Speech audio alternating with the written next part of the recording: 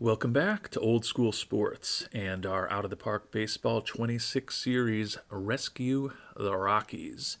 And spring training 2027 is just getting underway. You're probably going to be hearing a lot from us over the near term in terms of more episodes. As I've mentioned in previous episodes, it has been a very cold and rainy spring here in the Northeast.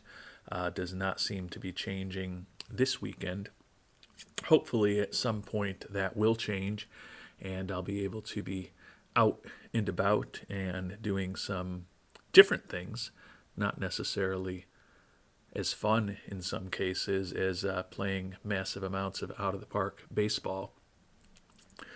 So, should see several more episodes over the next day and a half or so, as I don't have a lot to do this weekend, unfortunately. And honestly, it shows that I am definitely not focused on kind of optimizing algorithms and those kind of things for these channels, because what I do know is when I put out a lot of episodes pretty frequently, the viewership tends to go down, which I completely understand. I appreciate anyone who spends half an hour, 45 minutes watching one of our episodes on any occasion.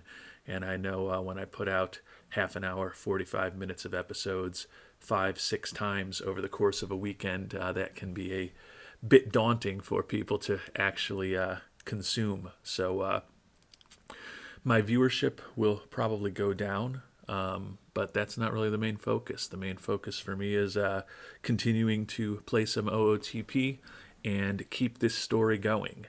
And the story of this offseason has been the addition of several key players. We'll talk more about those key additions when we get to the end of this episode and discuss our 26-man roster. But we recently just had some really good news as far as the development lab. 6 of the 8 long programs were successful, so a 75% success rate is pretty good, especially when that includes an outstanding result in a generate bat speed program, which is one of the more difficult ones to complete successfully.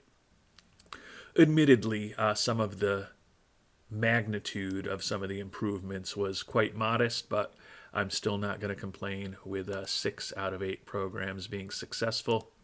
Taking a look at what we're going to use our 8 slots for in the development lab over the next month or so. Charlie Condon, after that really good result, improving his home run power, going to be working on his outfield defense. Our 4 young infielders, Adile Amador, Jared Cerna, Cole Carrig, and Ezekiel Tovar, all going to be working on their infield defense, along with a 5th youngster in Marco Luciano. So really looking to hopefully get lucky and strengthen our infield defense.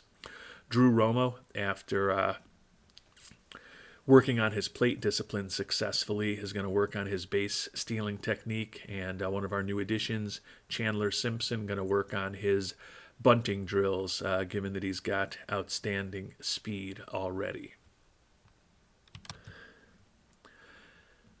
And with spring training now underway, we've made offers to about 10 players, I guess, to kind of balance out the rest of our farm system. Most interesting is Jock Peterson, a guy that we talked briefly about potentially bringing on with a major league contract. Just didn't think we definitely had a spot for him on the roster, but he's now at least willing to listen to a minor league contract offer, which we have made to him.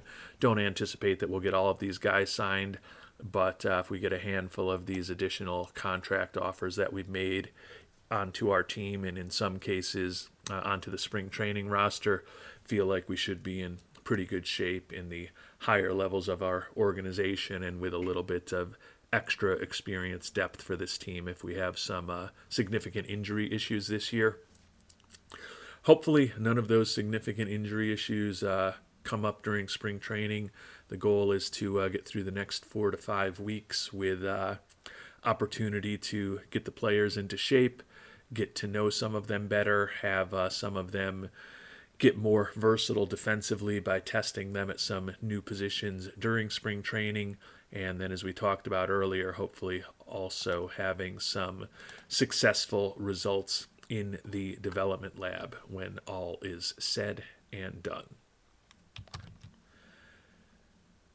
And the early stages of spring training going well for the Rockies, a 4-2-2 record, and a couple of the more talented young infielders in our organization, Cole Carrig and Adile Amador, off to very strong starts offensively.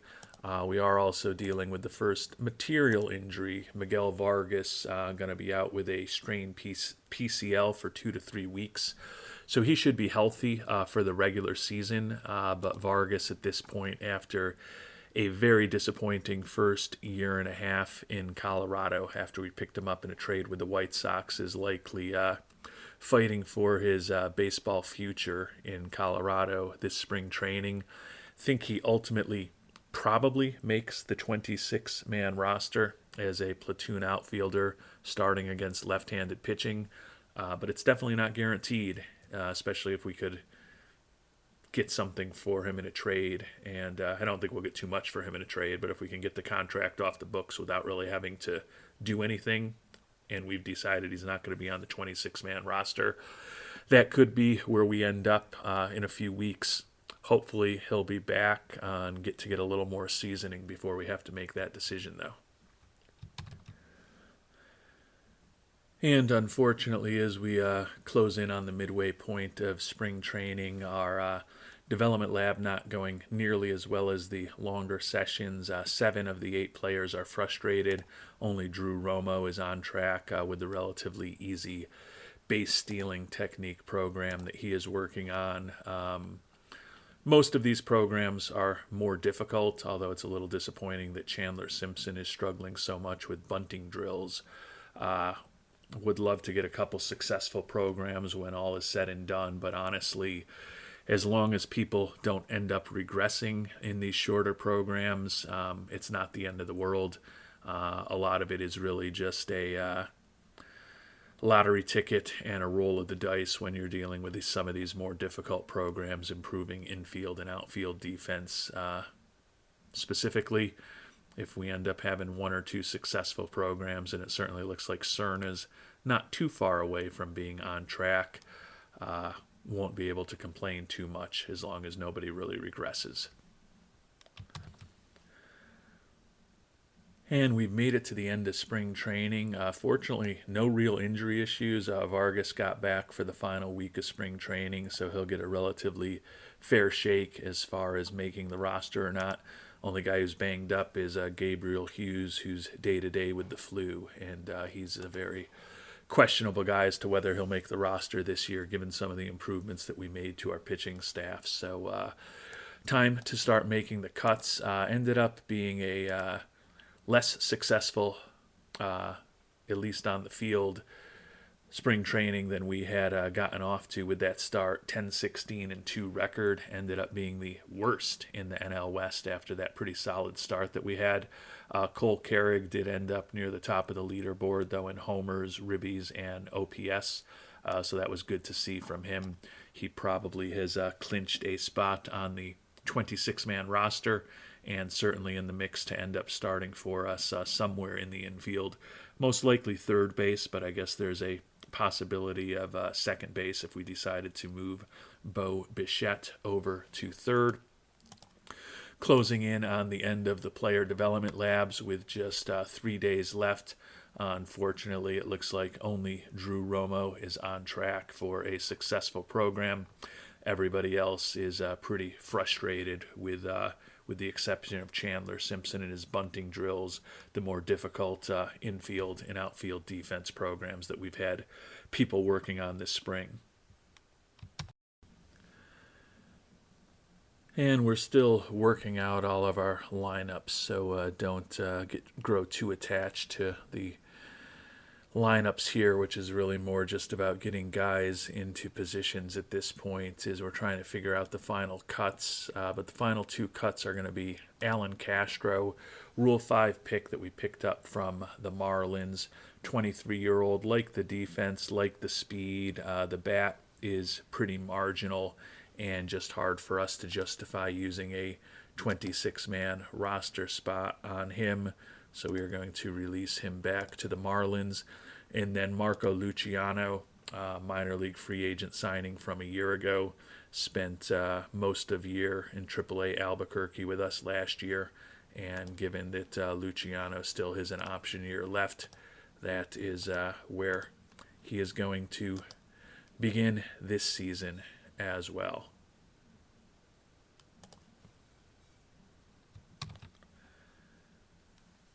And as we get ready to make our final cut for our pitchers to get down to a 26-man roster, the odd man out is going to be the dangerously named Cam Schlittler, who will be headed down to AAA Albuquerque, even though he performed reasonably well for us at the major league level last year.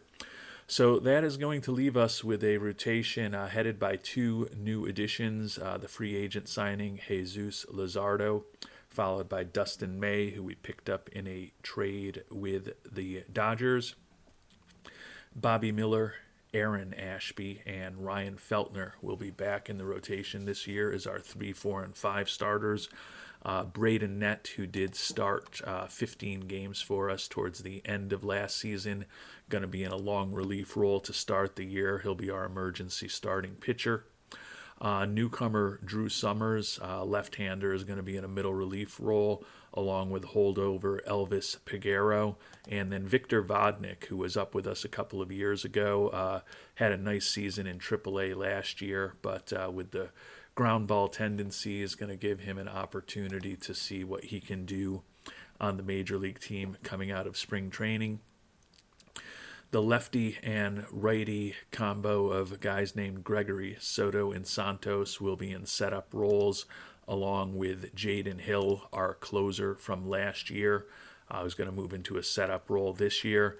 And then Ryan Walker, who we picked up in a trade with the Giants, going to get the first crack at being our closer here in 2027. Turning to our position players, going to be a platoon-heavy lineup in spots. All of the 13 players on our team are going to be starting at some time against either righties or lefties. The typical lineup against righties, new addition Chandler Simpson. He of the brilliant speed and very good defense will play left and lead off. Cole Carrig is going to play third for us, bat second. Vinny Pasquantino, on what could be his final year in Colorado, will be our number 3 hitter and play first. Hunter Goodman, another guy probably similar to Vinny, playing for his future in Colorado this year, will be our DH. Shortstop Ezekiel Tovar will hit number 5.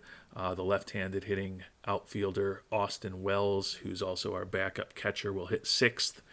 Center fielder Brenton Doyle batting 7th. Catcher Drew Romo 8th.